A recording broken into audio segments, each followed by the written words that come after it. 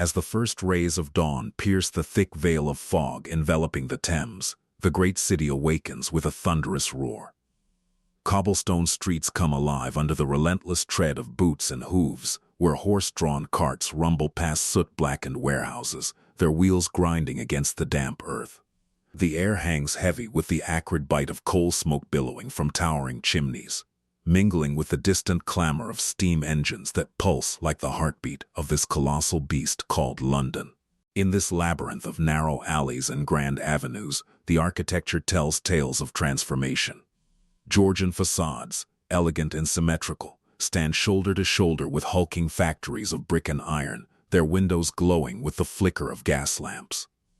The perpetual haze of smog drapes everything in a ghostly shroud, turning the midday sun into a muted orb, while rain-slicked streets reflect the flickering lanterns of street vendors.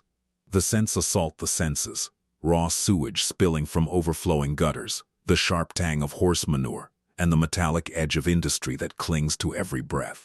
Men in threadbare coats and women in faded shawls hurry by, their faces etched with weariness, while the elite glide in silk-top hats and crinolines, exuding an air of detached opulence. The social pulse throbs with urgency, a mix of hopeful ambition and simmering despair, as crowds surge like tides through the markets, their voices a symphony of haggling cries and weary sighs. Ordinary folk rise before the light, their cramped tenements echoing with the coughs of families huddled in single rooms. A factory worker, his hands calloused from 12-hour shifts at the loom, gulps down watery porridge before joining the throng streaming toward the mills. Children, no older than 7, scurry alongside, their small frames destined for the din of machinery where nimble fingers mend broken threads amid the wire of spinning jennies. In bustling markets like Covent Garden, costermongers hawk wilted vegetables and day-old bread, while chimney sweeps, blackened from head to toe, emerge from flues like shadows come to life. Life unfolds in rhythms of labor and survival, where a family's fate hinges on the clank of the factory bell, and evenings dissolve into exhausted slumber on straw mattresses, dreams haunted by the promise of a better tomorrow that feels forever out of reach. Yet above this sea of toil, the elites command from gilded heights.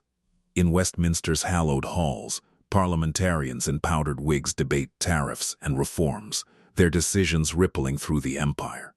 Industrial barons, flush with fortunes from cotton and coal, host lavish soirees in Mayfair mansions where crystal chandeliers cast warm light on discussions of expansion and profit. The power structures weave through society like iron girders, bolstering the aristocracy's grip while new-moneyed classes ascend, their carriages parting crowds with imperious grace. The economic engine drives it all, with the Thames alive as a vein of commerce. Docks teem with ships unloading bales of raw cotton from distant colonies, destined for the humming factories that spew forth textiles bound for global markets. Warehouses bulge with iron goods and machinery, traded in exchanges where merchants bark orders amid the clatter of coins. Steam-powered cranes lift crates skyward, symbolizing Britain's dominion over trade, as the city's wealth swells from the sweat of its inhabitants. Beneath this prosperity lurks peril and unrest. Diseases stalk the slums like invisible predators. Cholera surges through contaminated wells, claiming thousands in fevered agony, while typhus spreads in the fetid air of overcrowded cellars. Crime flourishes in the fog-shrouded backstreets, where pickpockets dart through throngs and gangs prowl gin-soaked taverns, preying on the vulnerable.